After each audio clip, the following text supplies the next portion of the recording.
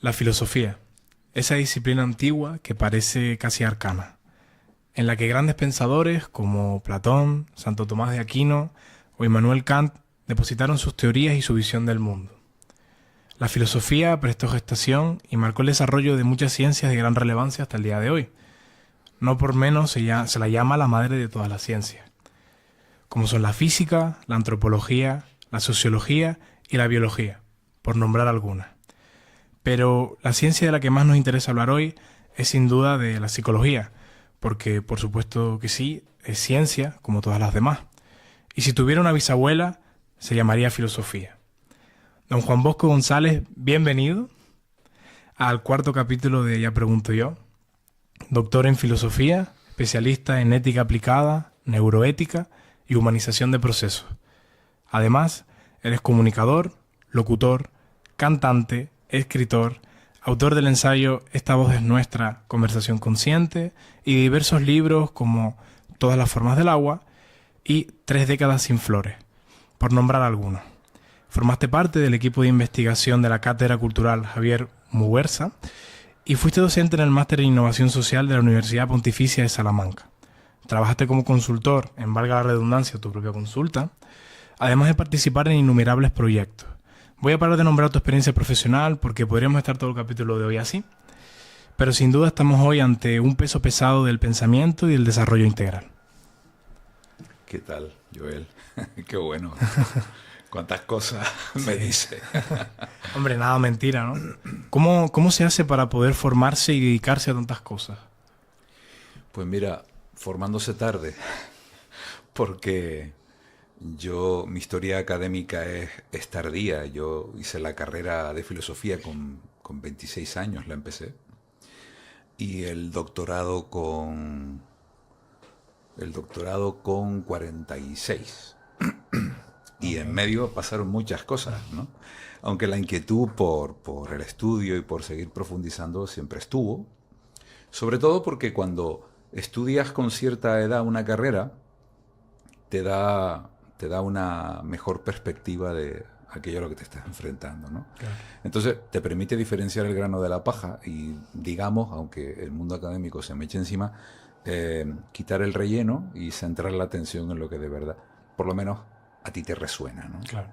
Entonces eso me valió para ir enfocándome, casi sin darme cuenta y sin pretenderlo, ¿no? Enfocándome y empezar a indagar por mi propio interés, mi propia inquietud, en diversas fuentes que no me las brindaba la carrera, ¿no? Y sin Claro. embargo estaban ahí, porque ya sabemos que las carreras, las facultades se mueven por corrientes de pensamiento y tal, ¿no?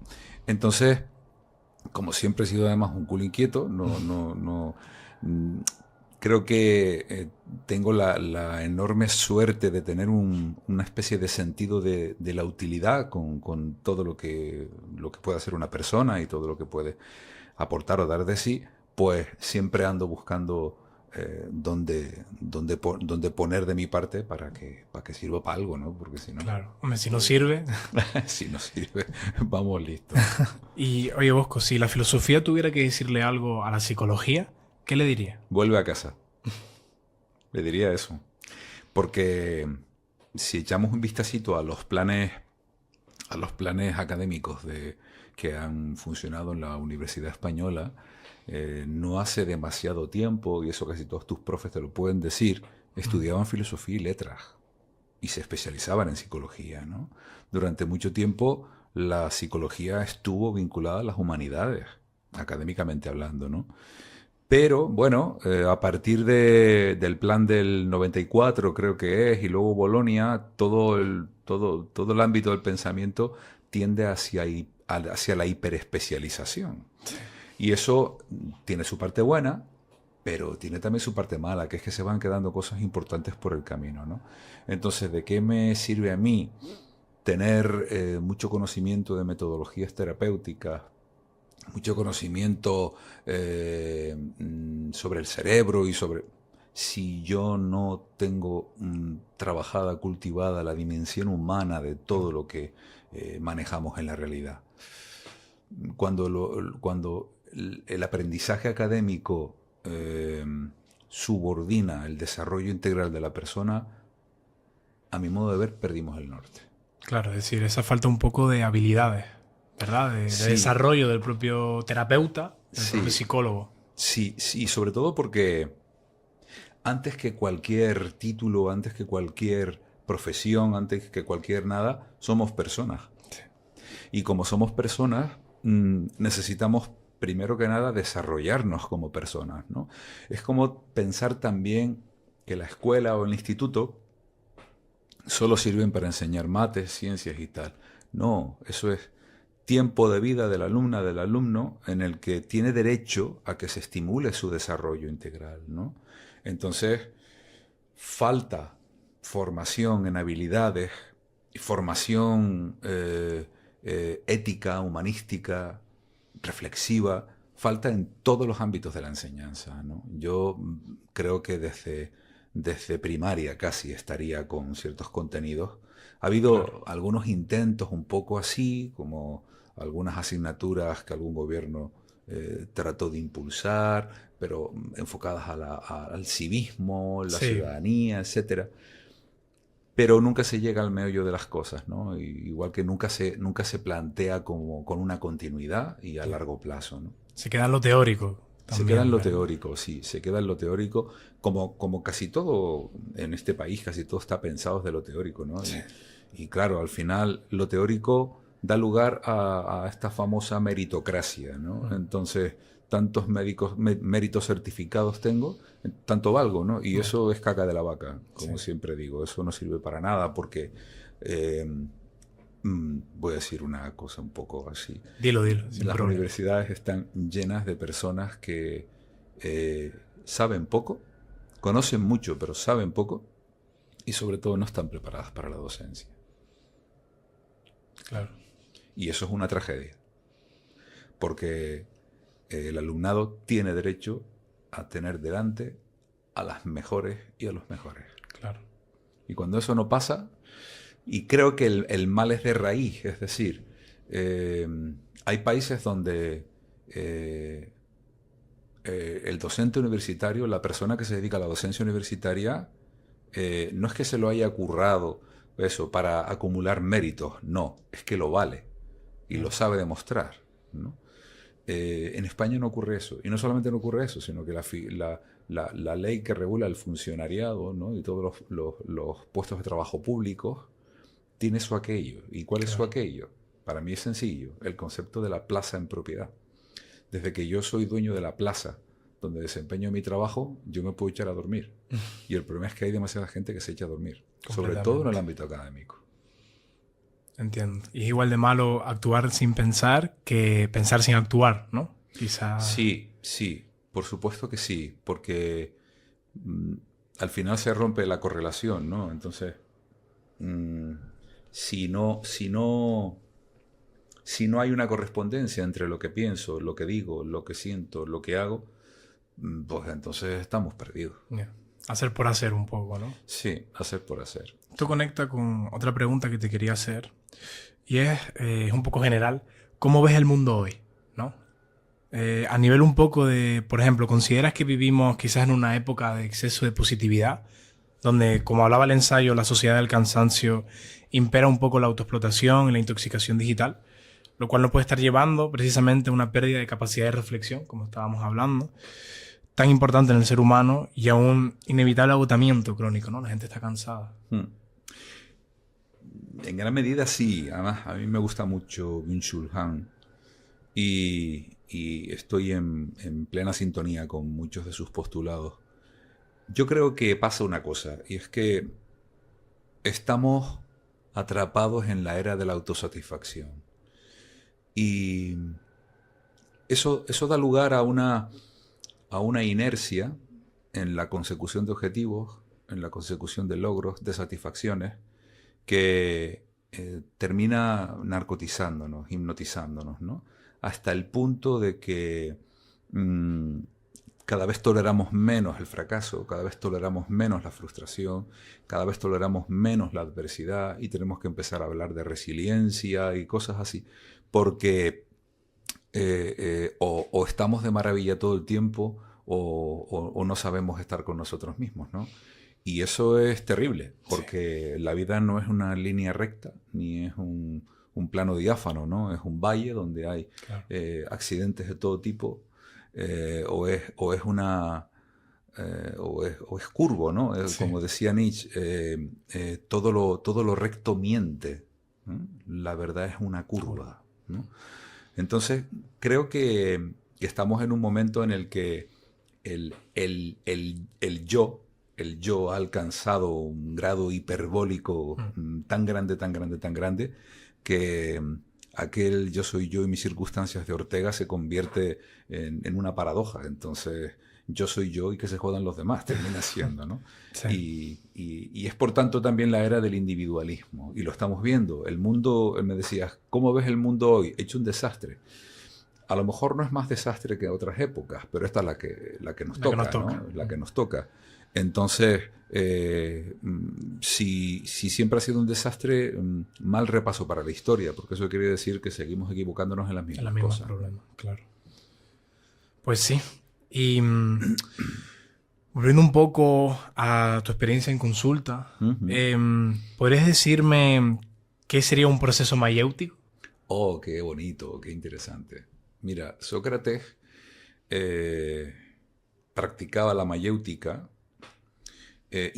interpelando, es decir, yo no te voy a decir cuál es el camino, sino que voy a ir interpelándote para que tú vayas sacando tus propias conclusiones, vayas discerniendo e identificando cuál es el camino, ¿no?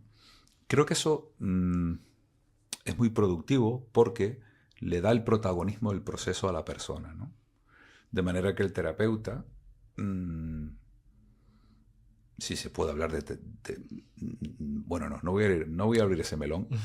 Vamos a quedarnos en el asesoramiento en este caso. Ok. Eso porque, claro, estamos en el país de nunca jamás y como todo tiene su territorio y enseguida te acusan de intrusismo, cuando ni soy el único ni el primero, ¿no? En España llegó a haber incluso una asociación española de filósofos asesores, pero como no recibieron apoyo de ningún tipo, creo que ha quedado en la nada y hemos andado por ahí cada uno a la buena de Dios, ¿no? Pero creo que eso facilita el proceso que tiene que hacer la persona. Le hace tener una experiencia protagónica, ¿no? De lo que se está viviendo. Entonces, el proceso mayéutico, que es lo que he intentado yo articular en la consulta, viene a ser acompañarte. No, es como si yo tuviera una linterna, ¿no? Ujú, Tú vienes a la consulta y tú no tienes linterna. ujú, Yo tengo linterna. Ahora lo que vamos a mirar es lo mismo que estás mirando tú, ujú. solo que yo tengo la linterna. Entonces mi trabajo consiste en alumbrar determinadas cosas y decirte, ¿ves aquello? ¿O qué crees que es aquello? ¿Vale? Ok. Básicamente. Es como si una habitación estuviera sucia o desorganizada y Mm. fueras con la persona señalándole, oye, mira, esto, ¿no? Bueno, quizás no es de la concepción de sucio, Mm. pero sí de, oye, ¿te has fijado en esto? ¿Por qué Sí, dices esto? sí, Viendo esto, ¿no? exacto. Poner la atención y que la persona sepa cuestionar y cuestionarse. Cuestionar y cuestionarse, ¿no? Porque todo lo que ocurre dentro de nuestra cabeza es susceptible de cuestionamiento, absolutamente todo. Porque nada de lo que existe en nuestra cabeza es objetivo. Nada de lo que existe en nuestra cabeza es definitivo. Totalmente. Y esto me lleva, porque antes nombraste la palabra proceso, ¿no? Ujú. Me encanta. Y me gustaría preguntarte, yo sé que te encanta, que qué son los procesos y por qué tienen tanto que ver con las personas. Los procesos son las dinámicas a través de las cuales suceden las cosas, ¿no? En el caso de la persona y de la psique humana, los procesos también son fenómenos en los que algo se está dando y algo que mm, tiene un punto de partida pero no tiene por qué tener un final. ¿Mm? Ujú. Decía, que lo nombro mucho, Paulo Freire, un pedagogo brasileiro que influyó mucho en décadas pasadas, somos andando, ¿no? Entonces, el, el proceso psíquico es proceso porque la propia persona es proceso, ¿no? No estamos hechos, no estamos concluidos. Aunque nos pensemos así en una determinada edad, porque el sistema nos dice que ya eres adulto y tienes que tal. No, no estamos hechos y no estamos concluidos. Nos vamos haciendo, y como nos vamos haciendo somos un proceso. Un proceso que no tiene meta, porque si tuviera meta, habría un telos, habría un fin específico. Y eso es otro engaño del sistema, el propósito, el propósito. Una cosa es tener un propósito de vida como principio motor, y otra cosa es tener una meta, ¿no? Porque la meta te despista de otras posibilidades. La persona es proceso y como tal es posibilidad, porque la vida es proceso y es posibilidad también. Entonces, en la psique todo ocurre como un proceso.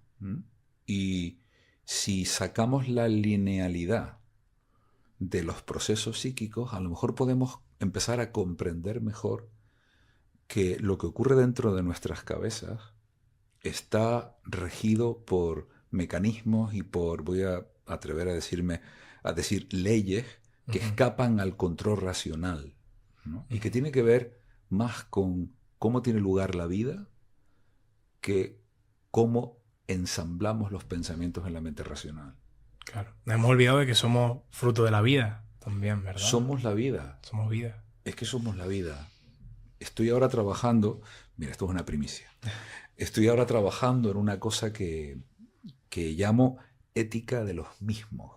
Ética de los mismos.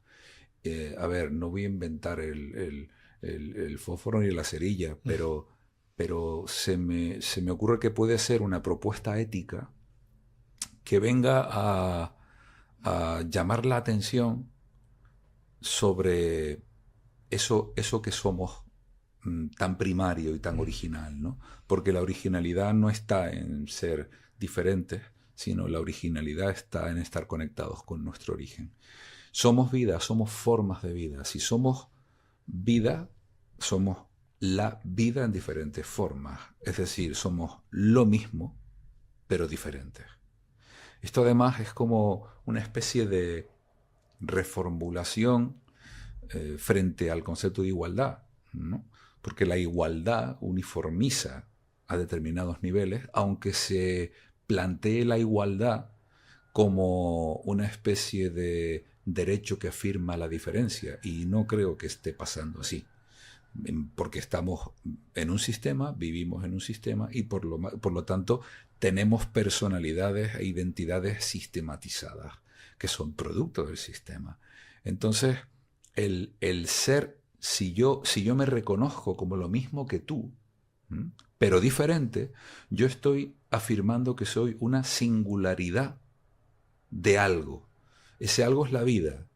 Soy, por tanto, una manifestación singular de la vida. Y tú también. La suma de singularidades da sentido a la vida como experiencia o como fenómeno, ¿no? Por ahí va la idea. Entiendo. Muy, muy interesante. Y también comentaste algo antes sobre procesos que escapan a la razón, ¿no? Y quería hilarlo precisamente con el inconsciente, ¿no? ¿Cómo concibes tú el inconsciente? Como... A ver, déjame afinar. Yo sé que es muy general y que... Sí, no te creas, no te creas. Mira, yo creo que el inconsciente es el mundo en el que vivimos sin darnos cuenta de que vivimos en él. El cerebro tiene una cosa fantástica que, aunque cause estragos, y es que su mundo interno lo está proyectando en la realidad todo el tiempo, ¿no? Y lo que proyectamos sobre la realidad son los contenidos que hay en nuestro inconsciente. El inconsciente es un prodigio evolutivo que los seres humanos tenemos, que se sepa, los seres humanos solo no lo sé, pero por lo menos hablando de los seres humanos, es un prodigio evolutivo que creo que es la consecuencia de la necesidad de una adaptación constante a un entorno hostil y cambiante, y que empieza a estructurarse como especie a partir del lenguaje simbólico, ¿no? Cuando el símbolo sustituye al hecho o al objeto, surge el mundo inconsciente. Entonces, en el inconsciente es donde ocurre todo lo que importa. O no, lo digo de otra manera. En el mundo exterior que pensamos ocurre todo lo que importa, pero en el inconsciente ocurre lo importante. Entiendo. Y esa diferencia, que parece simplemente un juego de Sutil. palabras, es fundamental. ¿Por qué? Porque obliga a darte cuenta de que todo lo que ocurre aquí fuera es relativo. Pero lo que ocurre aquí dentro no es relativo. Claro. Tiene un sentido. Dar con ese sentido permite comprender qué haces, sientes y piensas en cada instante de tu vida. Entonces, la necesidad del control, que es un empeño del ego, porque el ego no se da cuenta de que hay otras cosas, la necesidad del control se diluye y aparece el flujo de la vida, ¿no? En ese momento, el juicio pierde también el sentido. Las cosas dejan de ser buenas o malas. Claro. Simplemente son cosas, los hechos son hechos, los fenómenos son fenómenos. Entonces tú puedes obrar en consecuencia. Todo es adaptación, todo es, por lo tanto, reafirmación de la propia vida todo el tiempo. Es un poco quizás no luchar en contra, sino reconocer y a partir de ese reconocimiento construir, adaptarse. Efectivamente, porque en la medida en que yo lucho contra o me enfrento a, estoy generando tensión. Y la tensión para el cerebro es una trampa mortal. Sobre todo porque, una cosa que digo siempre, el cerebro no hace juicios de valor. La tensión implica que tú tienes que enfocar la atención en aquello que quieres evitar. Claro. Y claro, ese mensaje tu cerebro no lo sabe interpretar. El cerebro solo sabe de acción. ¿Por qué? Pues porque los sentidos le llevan a darse cuenta de que hay una realidad para la cual, a ver, ¿cómo lo digo? Una realidad ante la que se tiene que adaptar, para lo cual tiene que ir a ella y experimentarla, ¿no? Entonces, claro, tú al cerebro no le puedes decir, no hagas esto, no vayas allí, no, porque tu cerebro va a ir, simplemente va. En la medida en que tú interfieres desde la mente consciente y el yo con la negación, con el adverbio negativo, estás generando primero una distorsión, una contradicción mental y tu cerebro va a quedarse con su motivación original, que es ir a eso, ¿no? Lo vemos en los bebecitos. Un bebecito no hace juicios de valor, no tiene etiquetada la realidad para saber qué sí y qué no. Va, experimenta. Y todo lo experimenta a través de los sentidos. Todo lo huele, todo lo toca, todo lo mira, todo lo tal. Lo experimenta y otra cosa. ¿Dónde se queda la fijación? ¿Dónde se queda la atención colocada? Cuando tú empiezas a señalarle al niño que esto sí y esto no. Es ahí donde empiezan los problemas. Porque nada de lo que existe en la realidad es bueno ni es malo. Simplemente es la realidad. Y ya está. Y ya está. Es y ya está. Igual que ningún acto, salvo aquellos que atentan contra lo primario que es la vida, todo lo que no atente contra la vida no es ni bueno ni malo. No es ni bueno ni malo. Luego hay que diferenciar si hay actos que no pareciendo que no atentan o no. A ver, pareciendo que no atentan contra la vida, sí lo hacen indirectamente porque son luego un hilo de consecuencias y tal, ¿no? Es ahí donde hay que afinar las cosas. Entiendo. Nombraste antes al bebecito y hay un concepto que sueles comentar que, si no me equivoco, se llama triángulo del bienestar, ¿verdad? ¿Por qué es tan importante en la crianza?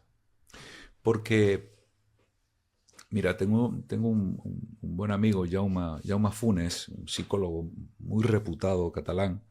Ya está jubilado, pero siempre ha sido un tío muy influyente. Y cuando hablé de esto con él, un libro que tengo por ahí tratando de colocar, que se titula Un cerebro para sentirnos bien. Aprovecho y hago un poco de... Claro. No lo he podido publicar, Primicia, estoy en primicia, ello, sí. pero es primicia también.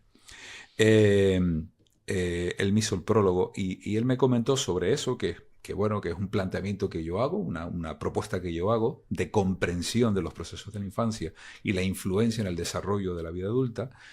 Él me comentó que lo había comprendido como una clave fundamental, ¿no?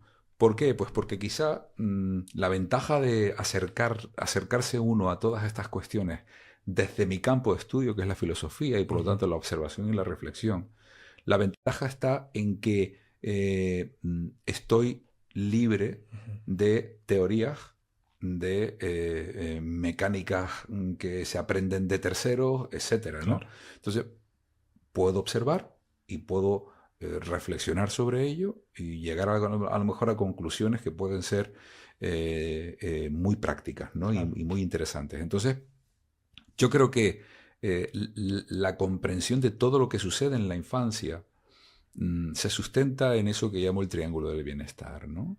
La presencia, la atención y la protección. Tres factores experienciales, ¿no? Experienciales del niño, de la niña, respecto de sus mayores de referencia, ¿no? Porque aunque la mona se vista de seda, mona se queda. Es decir, nos empeñamos en cambiar el lenguaje, nos empeñamos en desarrollar técnicas, que está bien, pero perdemos de vista que los cambios evolutivos en la especie duran cientos de miles de años. ¿Mm?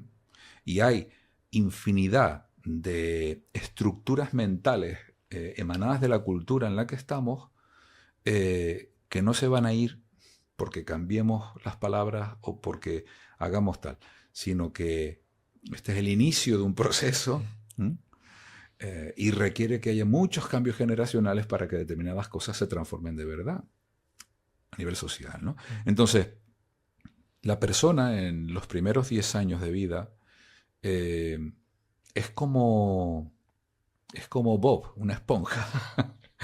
Y eso se suele decir, ¿no? Es como una esponja, lo absorbe Sí. todo. Pero es que lo absorbemos todo hasta Lo más límites mínimo. insospechados, lo más mínimo.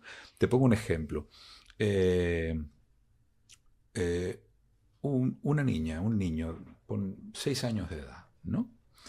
Y presencia, ni siquiera lo experimenta directamente, sino presencia una situación entre adultos que le causa un impacto.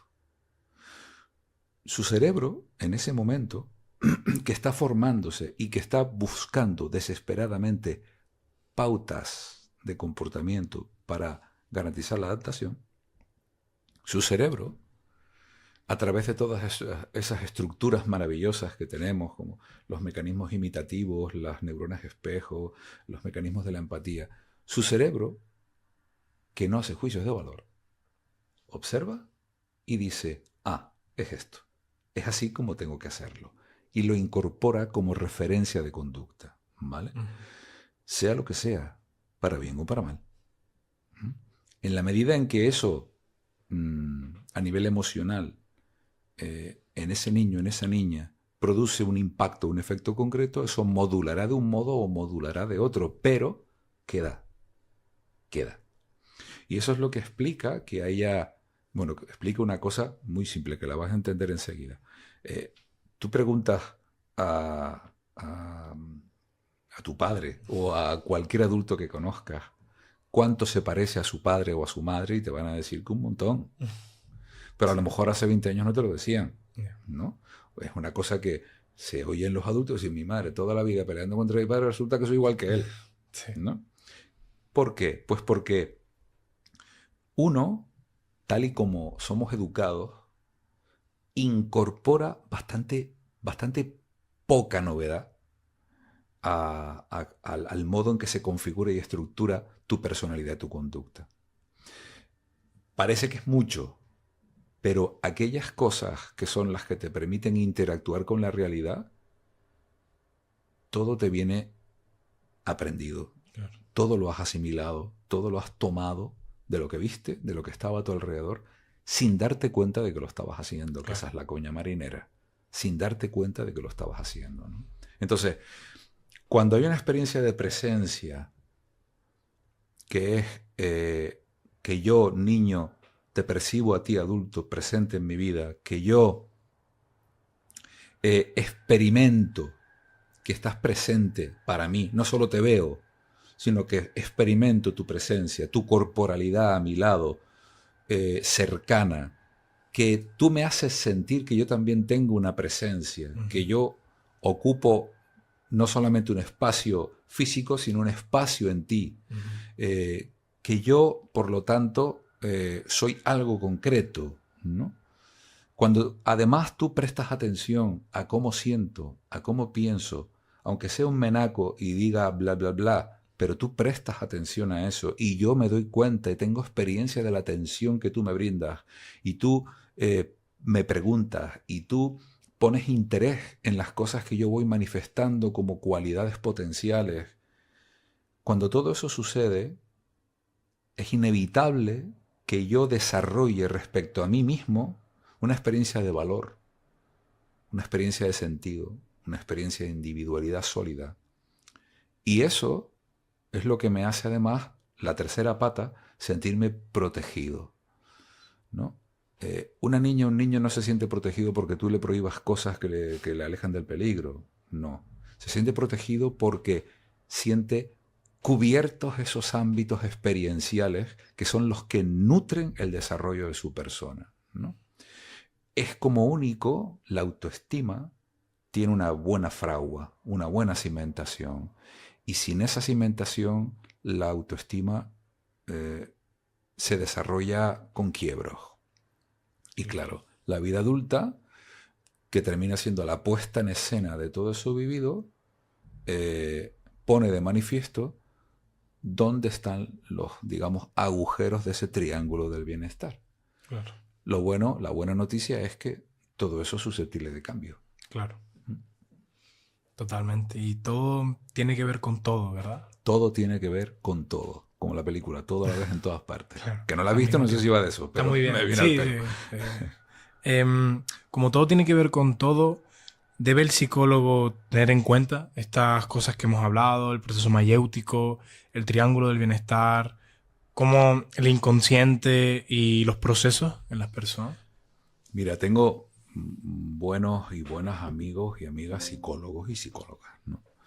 Y tengo la fortuna además de estar en mucha correspondencia con ellos en este sentido. Y son gente que fue más allá de la formación clásica que obtuvieron y buscaron, indagaron, experimentaron. Entonces, por supuesto que sí, yo creo que la persona que se dedica a la psicología tiene antes que conocerse a sí misma. Y conocerse a sí mismo implica todo esto. Implica todo esto. Porque son las claves que le van a permitir luego sentarse delante de otra persona, Claro. recibirla adecuadamente, captar más allá de los mensajes verbales que puede obtener la historia, la historia vital de quien tiene delante, porque la psicología no puede poner parches, ¿no? Aunque lo haga demasiado a menudo, la psicología no puede poner parches. Hay un profesor de esta facultad que me dijo un día, un catedrático, que me dijo un día cuánto daño se está haciendo por esas consultas, ¿no? Un título no te habilita para nada. O mejor dicho, sí, un título te habilita, un título no te capacita, ¿no? Entonces, de la misma manera que docente no puede ser cualquiera, psicólogo no puede ser cualquiera y médico no puede ser cualquiera. Hay disciplinas o profesiones o carreras, como lo queramos llamar, que necesitan una capacidad, un talento, una sensibilidad. Y si no lo tienes, dedícate a otra cosa, por favor, porque haces más daño que beneficio, ¿no? Y lleno está el mundo de casos de desahucio psicológico, ¿no? A mi consulta venía mucha gente de otras consultas de psicología que hartas de la vida y como aquello sonaba distinto, pues venían a ver qué tal, ¿no? Y eso era duro, porque decepciona mucho y frustra mucho cuando planteas una cosa que que es evidente y te dicen, ¿cómo he pasado por 5 consultas y nadie me había dicho esto nunca? ¿No? Claro. Y eso no es porque yo soy el rey del mambo, eso es porque creo que la sensibilidad, mira, la sensibilidad parte de, a ver cómo lo digo, a ver cómo lo digo. Imagínate, mira, una historia. Un hombre cayó en un hoyo, ¿no? Cayó en un hoyo. Y entonces el hoyo era suficientemente profundo como Voy a para no salir. poder salir, ¿no? Entonces pasa por allí el alcalde del pueblo y lo ve, lo mira con altanería y él le grita, oye, por favor, alcalde, ayúdeme a salir de aquí que no puedo. Estoy muy ocupado, tengo cosas que hacer. Y siguió ruta. Pasó el jefe de policía. Hombre, por fin, alguien que puede tal, no sé qué. No, tengo que ir a detener a fulano, que ha habido un accidente, que no sé cuándo, tal. Y lo deja ahí. Pasó el cura del pueblo. Y acabo de dar cuenta de que todos son hombres. Bueno, suelen ser los más cafres. Así que está bien. Entonces pasa el cura del pueblo. Y claro, él dice, pues mira, este hombre sí que va a tener sensibilidad y tal, ¿verdad? Y el cura lo mira también así y sigue su camino. Hasta que aparece otra persona, lo ve y salta abajo. Y entonces le dice, pero ¿qué haces? Estoy aquí, no puedo salir, ¿tú crees que vas a salir conmigo ahora? Y dice, claro, ¿sabes lo que pasa? Que yo ya estuve aquí y sé cómo se sale. Pues esto es igual. No es lo mismo un psicólogo, un psiquiatra que haya vivido sus historias que un psicólogo, un psiquiatra que no las ha vivido o que las ha esquivado. No es lo mismo, de ninguna manera. Te lo pongo con otro ejemplo. Imagínate que yo me he leído todos los libros que existen sobre Roma, pero tú has ido a Roma. Yo te puedo hablar horas sin parar sobre Roma, pero tú has ido a Roma. Todo lo que tú puedes decir sobre Roma no tiene nada que ver con lo que yo puedo decir, pero tú vas a conocer a mejor Roma que yo. Pues esto es igual. Pues sí, yo veo muy interesante acatar estas críticas, ¿no? Reflexionar sobre estas críticas hacia la psicología y hacia el psicólogo como terapeuta, ¿no? Uh-huh. Por supuesto. Entonces, Bosco, muchísimas gracias por estar aquí conmigo hoy. Y no sé si quieres comentar algo más para despedir el episodio, si lo que sea.